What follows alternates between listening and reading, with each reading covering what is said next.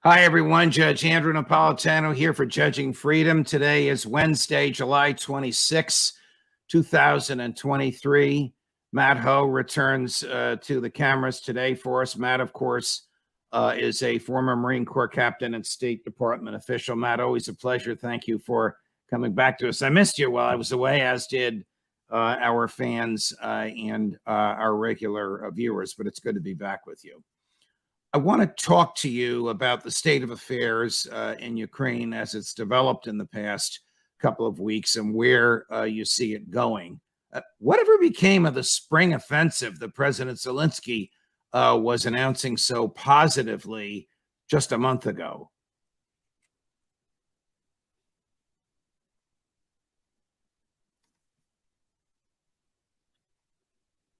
I'm sorry. I mute this thing thinking I'm all good in case my dogs bark, and then I forget to take it off mute. Okay.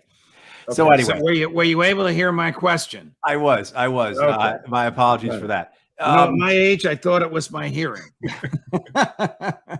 So anyway, what this is this grand sacrifice of life for political theater, right? There was an imperative to show progress, an imperative to show success on the battlefield, imperative to show that the last year of blood and treasure that have gone into this war, the sacrifices by the Ukrainians have been worth it. Some of the preening and the posturing that occurred prior to the launch of the offensive, which is almost 2 months ago now, because the offensive launched on around June 4th, June 5th, was meant to ensure that when the Vilnius-Lithuania NATO summit of earlier this month kicked off, that there would be a great success to show. And what you've seen that, and no fault to the Ukrainian army, no fault to the Ukrainian people. They have been played like pawns in this war against a much larger, much better prepared, much better resourced army in the Russian army. But they have been sacrificed thousands and thousands of lives to try and demonstrate success, to try and show progress. And I think those of us in the United States recall this is what happened in Iraq. This is what happened in Afghanistan. This is the reason why I resigned from my post in Afghanistan in 2009, because I knew that escalation of the war then was going to be futile. And that's exactly what happened. We just threw thousands of lives, condemned their families to the misery, a destruction of a country, to try and demonstrate progress for political ends. And I think it's important for people to remember there are 4 levels of warfare, right? There's the tactical, the operational, the strategic, and the political. And the political is on top. And so all these decisions that are made for political purposes, such as throwing, right? You're a very courageous guy. This is a very strong assessment of what's going on there. So the politicians in Kyiv, not the military leadership, but the political leadership, which has got to mean President Zelensky and the people around him, were willing to sacrifice Ukrainian soldiers and civilians for a cause they knew they would lose. And he preened around Europe and even the United States promoting this vaunted spring offensive, knowing he was going to lose it. Part 1. Part 2. We know from the documents that were released allegedly by Jack Teixeira, the Massachusetts National Guardsman on Cape Cod, allegedly by him alone, documents the authenticity or accuracy of which the government has never publicly challenged. That the government itself, your former bosses in the Defense Department, knew that Ukraine would not prevail in the spring offensive and knew that Ukraine was losing the war. Nevertheless, President Zelensky tried to tell the world, the spring offensive is coming and we're going to triumph, and was willing to sacrifice innocent human beings to that end. Do I have that right? Right. And not only that, it's the sacrifice, which itself is just unholy and immoral and just catastrophic. But you have the danger, the risk that puts Ukraine in. Yeah, so over the weekend, in the last couple of days, there have been some major stories, very important stories in the Wall Street Journal and the New York Times, right? The papers of record for the United States, some of the most important papers in the world, particularly in terms of geopolitical affairs. And what they've been saying is that American officials knew this wasn't going to work. And so, as you said, we saw this in the release of the Discord papers, but even now you have American officials confiding to the Times and to the Journal that we knew this wasn't going to work.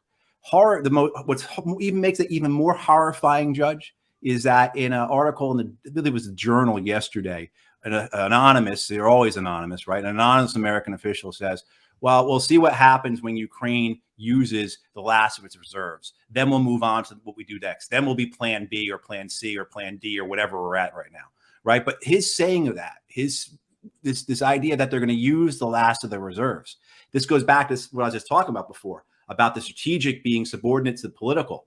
It's a military axiom. This is what the U.S. Army and the Marine Corps teaches to its second lieutenants.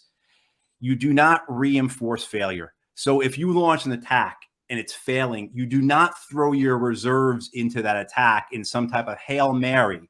Hope is not a strategy. That goes back to the Roman legions, I believe. Right. So this idea, right, that they are going to actually use up the rest of the Ukrainian army just to give a good show, just to say, well, we put our effort in, just to say that we tried, or that no one can point a finger at the White House or at Downing Street or wherever and say that you didn't do enough. Because I think that's what they're so scared about right now on the political end. Is this goes back now decades, right, to who lost China, who lost Ukraine. So the political posturing is going to get more and more people killed and could put Ukraine in a position where it allows Russia to exploit a Ukrainian army collapse or exhaustion and provide Russia with the ability to have a knockout blow, so to say. I'm going to ask you in a minute what conceivable off-ramp the Biden administration has. But before we get there, I want to juxtapose the anonymous source from the Wall Street Journal, which you were kind enough just to summarize, with the boss of the anonymous source. Here's President Biden claiming Putin has already lost the war. The issue of whether or not this is going to keep Putin from continuing to fight, the answer is Putin's already lost the war. Putin has a real problem. How does he move from here? What does he do? And so the idea that there's going to be what vehicle is used, he could end the war tomorrow. He could just say, I'm out. But what agreement is ultimately reached depends upon Putin and what he decides to do. But there is no possibility of him winning the war in Ukraine. He's already lost that war. Imagine anyway, he's already lost that war. Well, it's almost embarrassing. It's so disjointed, but if there's any takeaways from it, it's that Putin has lost the war and there's no possibility for him winning. Hardly consistent with what the anonymous source, presumably from the DOD or the State Department or the National Security Council, and we'll put Jake Sullivan up in a minute, told the Wall Street Journal.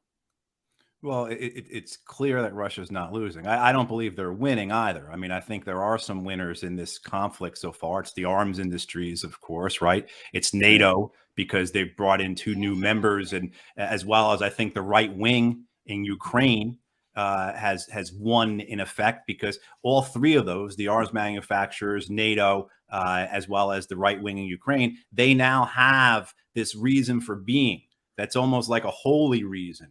And people know I often use like religious connotations because the war is a religious experience in so many ways. But this idea that there are some winners in this, but certainly not the people of Ukraine or the nation of Ukraine, which has lost 20% of its territory, which had suffered at least 100,000 casualties, maybe more, we don't know, which has seen 10 million people leave the country, which has a country that has a land that is now completely forested with mines and unexploded ordnance. The size of the landmine infestation, if you will, in Ukraine is larger than the state of Florida. Ooh. I mean, so this is what has been lost by Ukraine, the nation. This is what, so this idea that they have somehow won, other than some type of Pyrrhic victory, or because it sounds good, it makes politicians look tough. We stood up to the Russian bear, right? Which is the motif that goes back to the 1850s in the British Parliament. I mean, right. So you have, right? I mean, so you have this idea. another thing that was scary that's coming out of these anonymous sources is that you would normally think, I think in a rational mind, you would say, okay, we're going to put in our effort. We're going to throw into this offensive. We're going to try and win the war militarily. And if that doesn't work, then maybe we'll negotiate. And you see this thinking, again, that goes back to the way it's the same people. It's always the same people in Washington, D.C. making this foreign policy, whether they have R's or D's after name, the same thinking in Afghanistan, the same thinking in Iraq, the same thinking of Syria, that we're going to win military, force their hand, and that they're going to have to come and beg us for peace. And you're not seeing that at all. But the reports coming out in the Journal and the Times makes it seem as if the results of the failed offensive will not be a turn to negotiations, which is what a sane, rational mind might do, but rather a reason to keep fighting. That, okay, we cannot negotiate until we have the upper hand. In order to get the upper hand, we have to keep fighting, even though it's been shown that this war is impossible for us to win militarily. Now, of course, there's a difference, right, between winning the war and sustaining the war. And I think that's the calculation the Russians have to make, Vladimir Putin and his people have to make. How long do they want to keep this going? Because even though they have the upper hand now, and even though they may be able to advance, I'm not as bullish as, say, Colonel McGregor is on this. But I think I think they want to basically stay where they're at. But I would hedge that bet by saying maybe they will advance after this, particularly if the Ukrainian army is so foolish as to commit its reserves into a failed offensive.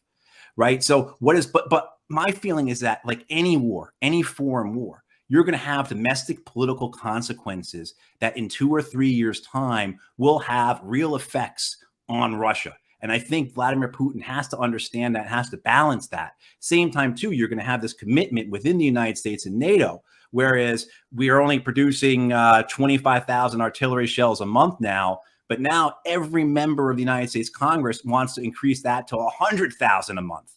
And they'll put the money behind it. Because remember, the weapons contractors have this purpose. NATO has this purpose. It's a holy purpose. And eventually it'll take on this idea that retaking Crimea becomes like a crusade, as if we have to retake Jerusalem. Right. All right. We're going to take a break. When we come back, the United States has run out of artillery to supply to Ukraine. And in place of it, are sending cluster bombs. What is that going to do to the landmass already filled with landmines? But first, this. Hi, everyone. Judge Andrew Napolitano here for Lear Capital. Are you tired of feeling helpless while roller coaster markets and economic uncertainty wreak havoc on your savings? It's time to take control of your financial future and consider investing in gold. Gold has a long history as a safe haven for investors who want to diversify their wealth against economic uncertainty. Unlike paper investments, gold is easy to buy and easy to sell and easy to store and has never been worth zero. You all know that I am a paid spokesperson for Lear Capital. I know the folks at Lear. I trust the folks at Lear. I do my investing in gold and silver at Lear, and you should do the same. Lear has over 25 years of experience in the business and thousands of 5-star reviews and a 24-hour purchase guarantee, risk-free. When I buy gold, I choose Lear. So call my friends at Lear. Use the 800 number below. Tell them the judge sent you. 800-511-4620. Get your gold and silver wealth protection information. Get your investor information. Get your questions answered with no pressure and no obligation to purchase. And for a limited time, you might be able to qualify for a $15,000 bonus gold with a qualifying purchase. So call my friends at Lear, 800-511-4620, or do as I do and go on the internet, LearJudgeKnapp.com. I want you to take a look at Admiral Kirby doing his best Baghdad Bob imitation, chatting with my friend and former Fox colleague, Martha MacCallum, and take a listen to what he says at the very end about the cluster munitions about the need to turn the tides. First time I've heard an American government official talking about the need to turn the tide. What they really need are the 4 A's. artillery, ammunition, air defense, and armor, tanks. And on all four of those, we have provided an extraordinary amount of support at, quite frankly, unprecedented speed. Those are the four capabilities they need most. And if you look at the packages, we just announced one yesterday, and there's going to be one here in coming days, you'll see that we are really trying to get them those kinds of capabilities. Now, look, the F-16s will get there probably towards the end of the year, but it's not our assessment that the F-16s alone would be enough to turn the tide here. What they really need more than anything of all those four A's is artillery. And that's why the president made a difficult decision to provide cluster munitions as a bridging solution as we build up our production capacity of normal, conventional artillery rounds. That's what they're firing thousands of them a day. It's really a gunfight. So stated differently and in plainer English, we have run out of artillery rounds. We don't have them for our own use. We don't have them to give away. We don't have them to sell them. So we're going to give you cluster bombs, which can kill children 10 years from now. You know, Judge, what I really like to see is some members of Congress haul in the generals, the previous secretaries of defense, and ask them what they did with all the trillions of dollars they were given. We have been spending more than the next 10 nations combined on our Pentagon and on our military and our weapons contractors for decades now. And we can't produce artillery shells, right? So the need for some degree of accountability here, but it just shows that the whole thing, whether it's the war or the spending or the institutions themselves, are rackets. They're grifts. If anyone, has any doubt about that, look at the fact that the Pentagon, it's only been the last 5 years they've ever been audited, and they've never passed any of those audits. So this idea that how can we spend this much money and not be able to produce something as simple as artillery shells? George Washington had artillery shells. I mean, this isn't anything new. This isn't anything, right? I mean, this isn't anything that is so advanced and so complex, Right. God, Tom, we just can't do it. This is a question of what has been the purpose of this trillions of dollars in Pentagon spending. And if people are unsure about how much we're talking about $16 trillion this century in Pentagon spending. How dangerous is it that we don't have artillery shells to use for our own needs? God forbid we needed them for our own military purposes in the next month or two. Well, I'm hopefully, the United States Army is not going to march to war anytime soon. But the thing that's scary about this, right, is that this is what the leadership is. This is what the actual quality of the armed forces at its most senior levels is able to do, how they're able to actually run the organization and prepare it for war. Now, certainly a lot of artillery shells have been given. Millions of artillery shells have been given to Ukraine, many of them coming out of American stocks, but also, too, there's been Americans running around the world buying artillery shells from every country that'll sell us to them to give to the Ukrainians. But this idea that we can't produce enough shells in a surge capacity shows just how unserious, and again, how much of a racket, how much of a grift the military industrial complex actually is. One of the things I understand about the way the Russians operate, and other nations, but the Russians in particular, is that when they let a contract for tanks, you are going to build 100 tanks a month or whatever the number is going to be. Right. Within that is also, but you will have the capacity to surge to 150, 200, 250 tanks. Now, in the United States, simply not that. The United States, the way it works, if you're to build 100 vehicles or whatever a month, the defense contractor is going to make sure that's the most efficient process, so that the bare amount of resources that are needed to produce 100 tanks a month are put into that production facility so that they can squeeze every ounce of profit out of it. All the while talking about how patriotic they are, of course, right? What is your take on the Prigozhin affair? I mean, was that a stunt?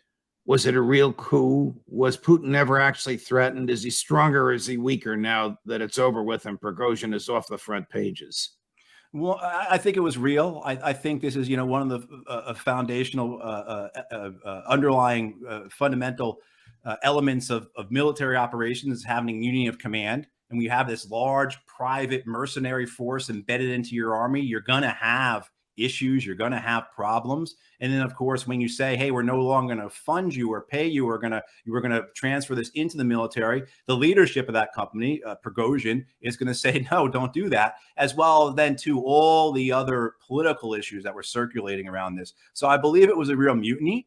I believe that two reasons. Putin has been shown to be strong in this because he has so effectively quashed it. It was over within 24 hours. It was a real problem, of course. A mercenary army on the road to your capital is a real thing. However, the way he was able to put it down within 24 hours without having to resort to mass force, some people were killed, but it wasn't the civil war that many American mainstream media commentators were speculating it would be. The other thing, too, is that this now allows Putin maybe to crack down, to go after others outside of his circle, those who've been critical. It gives him the reason to do so. Look, I mean, hey, we had 9/11 attacks in this country. That gave our Congress the reason to pass the Patriot Act, right? And we have episodes like this. It gives those in power the excuse that they want or they need to crack down. And what we just saw was a man named Igor Girkin, who Strelkov is his alias, who was very instrumental in the Russian seizure of Crimea and in the Donbass war starting in 2014, who, if you read through his bio, comes across as like a real-life Tom Clancy type character.